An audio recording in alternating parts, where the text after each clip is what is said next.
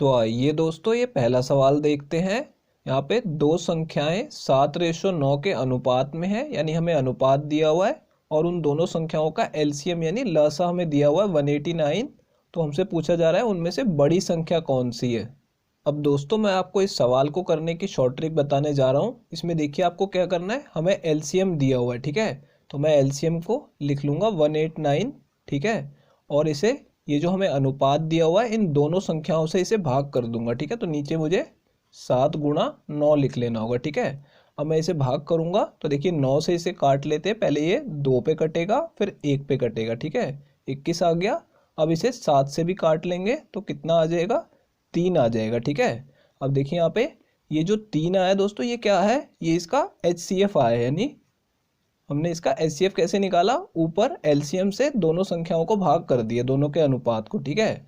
अब जब हमें LCM मिल जाएगा तो हमें क्या करना है, बस इन दोनों में इसका गुणा कर देना है, ठीक है। देखिए यहाँ पे 7:9 हमें दिया हुआ है और HCF हमने निकाल लिया, तो दोनों को 3 से गुणा करके HCF से हम दोनों संख्याएं पता लगा सकते हैं। यहाँ पे 21 आ जाएगा और यहाँ पे 27 आ जाएगा, ठीक है। तो दोनों संख्याएं हमने निकाल ली। अब बड़ी संख्या कौन सी है, 27 है। तो ये हमारा आंसर हो जाएगा इस सवाल का। देखिए दोस्तों ये तीसरा ऑप्शन करेक्ट है। तो आइए दोस्तों ये अगला सवाल देखते हैं।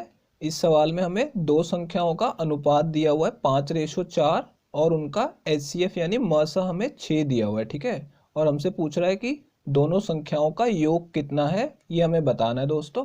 अब देखिए दोस्तों हम इस सवाल को कैसे करेंगे। यहाँ पे हमें दोनों संख्याओं का अनुपात दिया हुआ है 5:4, ठीक है। पिछले सवाल में हमने HCF निकाला था, ठीक है। यहाँ पे देखिए हमें डायरेक्ट HCF दिया हुआ है कि 6 इसका HCF है। तो दोनों संख्याओं को मैंने आपको पिछले सवाल में बताया था कि बस HCF से गुणा कर देना होगा, ठीक है। तो इससे हमें दोनों संख्याएं पता लग जाएंगी। तो 5 6 कितना हो जाएगा, 30 हो जाएगा और यहाँ पे 6 चौक 24 आ जाएगा, ठीक है। तो दोनों संख्याएं हमने निकाल ली। अब बस इनका योग बताना है तो जमा कर देंगे। तो ये कितना आ जाएगा, 30 + 24 यानी 54 आ जाएगा, ठीक है। तो इस तरीके आप शॉर्ट ट्रिक लगा के इसे कर सकते हैं। आपको लंबे तरीके सॉल्व करने की ज़रूरत नहीं है। देखिए दोस्तों कौन सा ऑप्शन करेक्ट है, ये तीसरा ऑप्शन करेक्ट है। तो आइए दोस्तों ये अगला सवाल देखते हैं। देखिए दोस्तों इस सवाल में हमें दो संख्याओं का अनुपात दिया हुआ है 3:8 और उनका HCF यानी मसा दिया हुआ है 12 और हमसे पूछा जा रहा है उन संख्याओं का LCM यानी लसा क्या होगा, ये हमें बताना है दोस्तों। तो देखिए दोस्तों अब इस सवाल में LCM निकालने के लिए हम क्या शॉर्ट ट्रिक लगाएंगे। यहाँ पे देखिए दोस्तों LCM निकालने के लिए ये जो अनुपात हमें दिया हुआ है इन दोनों को आपको गुणा कर लेना है, ठीक है। और यहाँ पे HCF जो 12 दिया हुआ है इसका भी साथ में बस गुणा कर लेना है, ठीक है। बस इतना ही करना है, इसे लंबे तरीके सॉल्व करने की जरूरत नहीं है। अब देखिए दोस्तों इन दोनों को गुणा करेंगे तो 24 आएगा, तो मैं 24 ऊपर लिख रहा हूँ गुणा करने के लिए, ठीक है। अब देखिए 12 से इसका गुणा करेंगे तो 12 चौक 48, तो 8 में लिख दूंगा, 4 हासिल आ गया। 12 दूनी 24 और 4 28 आ जाएगा, ठीक है। तो ये दोस्तों हमारा LCM आ गया, ये इस सवाल का आंसर होगा। देखिए दोस्तों ये पहला ऑप्शन करेक्ट है। तो आइए दोस्तों ये अगला सवाल देखते हैं। यहाँ पे हमें दो संख्याओं का अनुपात दिया हुआ है 6:7 और उनका LCM यानी लसा दिया हुआ है 336 और हमें उन संख्याओं का HCF निकालना है यानी कि मसा हमें बताना होगा।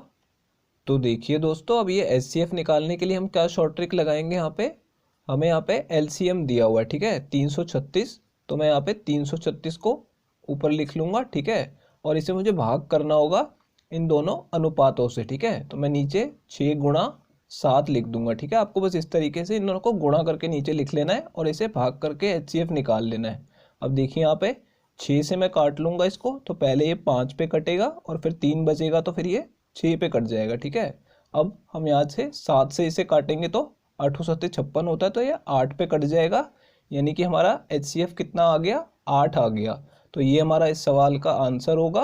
देखिए दोस्तों ये चौथा ऑप्शन करेक्ट है। दोस्तों अगर ये वीडियो आपको पसंद आई हो तो इसे लाइक कर दीजिए और दोस्तों अगर आप लोग चैनल पे नए हैं तो चैनल को सब्सक्राइब जरूर कर लीजिएगा और दोस्तों नोटिफिकेशन बेल को दबाना बिल्कुल मत भूलिएगा।